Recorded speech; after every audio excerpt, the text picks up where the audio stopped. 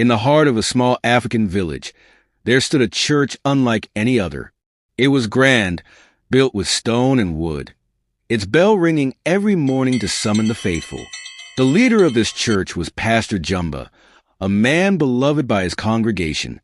He was known for his powerful prayers, his sermons that could make sinners weep, and his supposed ability to bring miracles.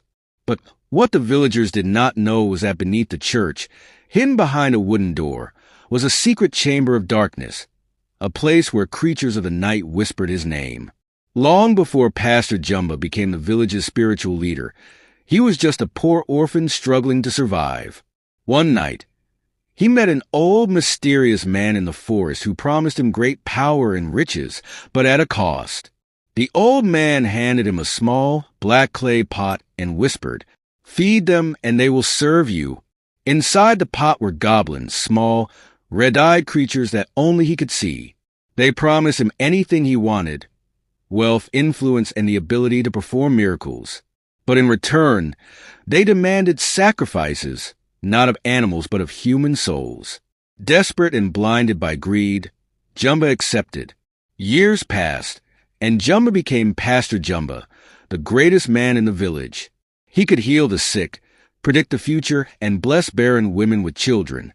But every month, one person from the village would disappear without a trace. Some said it was witchcraft, others believed it was wild animals. No one ever suspected the man of God.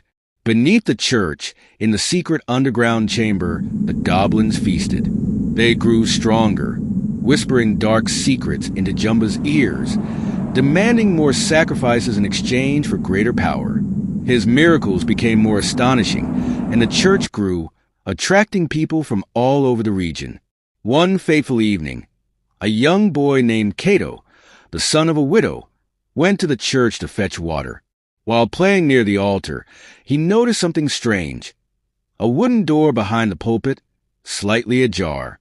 He peeked inside and saw a narrow staircase leading down. His curiosity got the better of him, and he tiptoed down into the darkness. What Cato saw made his blood run cold.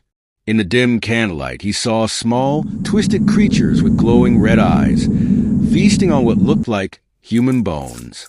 Their heads snapped toward him, and he heard their eerie whispers. A fresh soul has come to us." Terrified, Cato let out a blood-curdling scream and ran out of the chamber, knocking over the candle.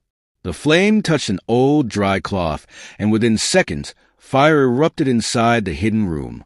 The villagers rushed to the church, seeing smoke and hearing inhuman screeches. Pastor Jumba, realizing that his secret was exposed, ran inside to try and save his goblins, but it was too late. The creatures, sensing betrayal, turned on him, their sharp claws tearing into his flesh as flames consumed the chamber. The fire spread quickly, and the grand church burned to the ground. The villagers, shocked and horrified, saw Pastor Jumba's charred body lying in the ruins, his face frozen in terror, his hands clutching the black clay pot, now shattered into pieces. That night, the villagers heard strange whispers in the wind. The goblins had vanished, but their presence still lingered, their hunger never satisfied. From that day on, the people of the village never trusted miracles without questioning their source. They whispered the story of Pastor Jumba, a man who sought power beyond his means and paid the ultimate price.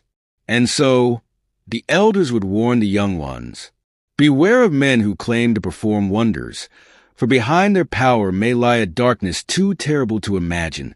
Thank you for watching. Don't forget to like, share and subscribe for more captivating tales from Esther's Folktale.